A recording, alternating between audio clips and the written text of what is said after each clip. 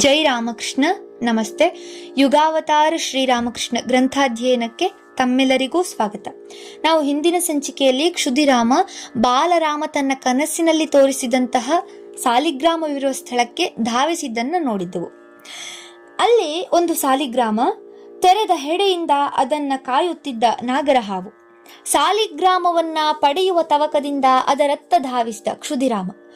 ಅವನು ಅದರ ಬಳಿ ಸಾರುತ್ತಲೇ ಸಾಲಿಗ್ರಾಮದ ವಾರಸುದಾರ ಇವನೇ ಎಂದು ತಿಳಿತೋ ಎಂಬಂತೆ ನಾಗರಹಾವು ಅದನ್ನ ಬಿಟ್ಟು ಹೊರಟು ಹೋಯಿತು. ಸಾಲಿಗ್ರಾಮ ಹಾವಿನ ಬಿಲದ ಬಾಯಲ್ಲೇ ಬಿದ್ದಿತ್ತು. ತನ್ನ ಕನಸು ನನಸಾದುದನ್ನ ಕಂಡ ಕ್ಷುದಿರಾಮನ ಹೃದಯ ಭಾವಾವೇಗದಿಂದ ಬಡಿದುಕೊಳ್ಳತೊಡಗಿತು. ನಾಗರಹಾವನ್ನ ಕಂಡು ಹೆದರಿಕೆಯಾಗಲಿಲ್ಲ ಅವನಿಗೆ.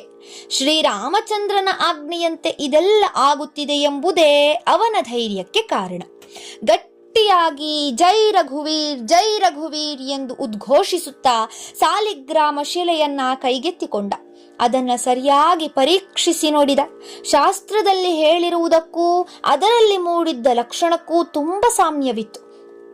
ಅದು ರಘುವೀರ ಸಾಲಿಗ್ರಾಮವೇ ನಿಜ ಎಂಬುದು ಮನದಟ್ಟಾಯಿತು.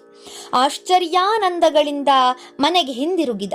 ಹೊಲದಲ್ಲಿ ಬಿದ್ದಿದ್ದ ಆ ಸಾಲಿಗ್ರಾಮ ಶಿಲೆಗೆ ವಿಧಿವತ್ತಾಗಿ ಶುದ್ಧೀಕರಣ ಮಾಡಿ ಕುಲದೈವವನ್ನಾಗಿ ಪ್ರತಿಷ್ಠಾಪಿಸಿ ಪ್ರತಿದಿನ ಭಕ್ತಿಯಿಂದ ಪೂಜೆಗೈಯಲಾರಂಭಿಸಿದ. ಕ್ಷುದಿರಾಮ ಕನಸಿನಲ್ಲಿ ಶ್ರೀರಾಮಚಂದ್ರನನ್ನ ಕಂಡರೂ ಸಾಲಿಗ್ರಾಮವೇ ಕೈ ಸೇರಿದರೂ ಅವನ ಕಷ್ಟಗಳೆಲ್ಲ ಕೊನೆಗೊಂಡುವೆಂದೇನಲ್ಲ. ಆದರೆ ವ್ಯತ್ಯಾಸವಿಷ್ಟೇ, ಈಗ ಅವನು ಆ ಕಷ್ಟಗಳಾವುವನ್ನೂ ಗಣನೆಗೆ ತಂದುಕೊಳ್ಳದೆ ವಿಧಿವತ್ತಾದ ಪೂಜಾದಿಗಳನ್ನ ಶ್ರದ್ಧಾಭಕ್ತಿಗಳಿಂದ ಮಾಡುತ್ತಾ ಬಂದ.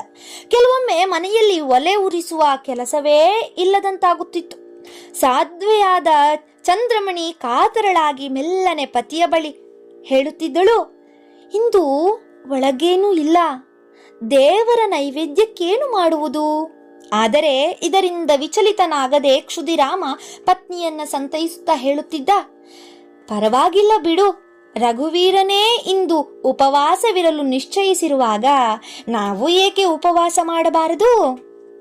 ಪತಿಯಷ್ಟೇ ಸರಳ ಹೃದಯಳಾದ ಚಂದ್ರಮಣಿ ಆ ಮಾತನ್ನ ಕೇಳಿ ಮರುಮಾತಿಲ್ಲದೆ ರಘುವೀರನ ಇಚ್ಛೆಗೆ ಮಣಿದು ಮನೆವಾರ್ತೆಯ ಕೆಲಸದತ್ತ ಮನ ಕೊಡುತ್ತಿದ್ದಳು.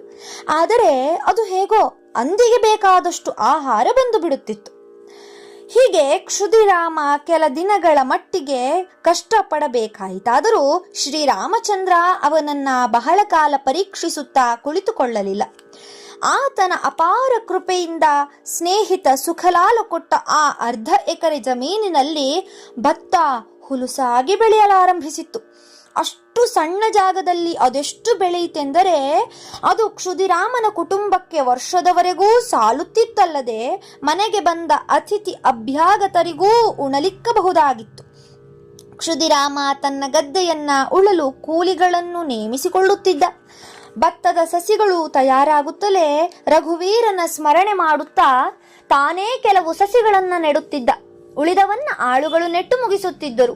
ಇದೇ ರೀತಿಯಲ್ಲಿ 2-3 ವರ್ಷಗಳು ಸಂದುವು. ಕ್ಷುದಿರಾಮ ದಿನೇ ದಿನೇ ತನ್ನ ಇಷ್ಟ ದೇವತೆಯಾದ ರಘುವೀರನಲ್ಲಿ ಶರಣಾಗುತ್ತಾ ಬಂದ.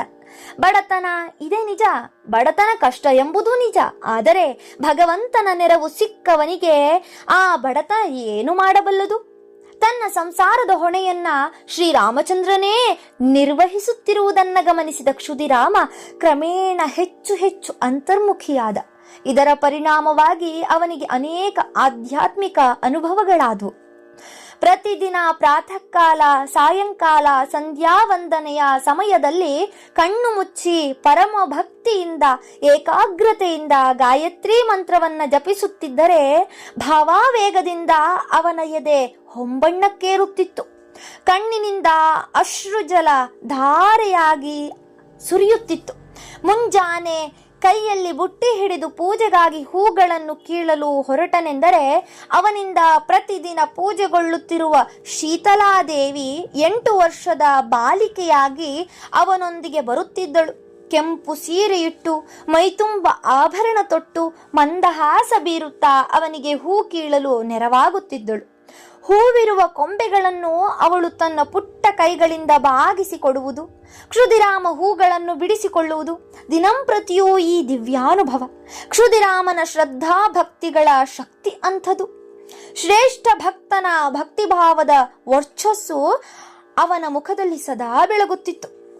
ಅವನ ಪರಮ ಶಾಂತ ಹಾಗೂ ಪ್ರಸನ್ನ ಮುಖಮಂಡಲವನ್ನ ಕಂಡು ಆ ಹಳ್ಳಿಗರೂ ಅವನೊಳಗಣ ಆಧ್ಯಾತ್ಮಿಕ ಮಹತ್ತನ್ನು ಮನಗಂಡರು. ಅವನನ್ನು ಒಬ್ಬ ಋಷಿಯನ್ನ ಕಂಡಂತೆ ಗೌರವಿಸತೊಡಗಿದರು.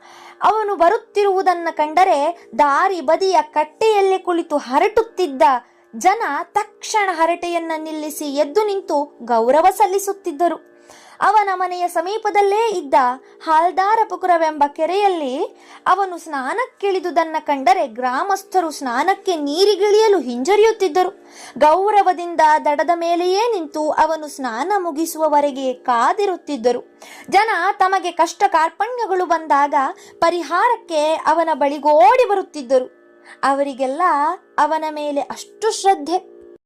ಧನ್ಯವಾದಗಳು. ಮುಂದುವರಿದ ಭಾಗ ಮುಂದಿನ ಸಂಚಿಕೆಯಲ್ಲಿ. ಜೈ ಶ್ರೀ ಮಾತಾ.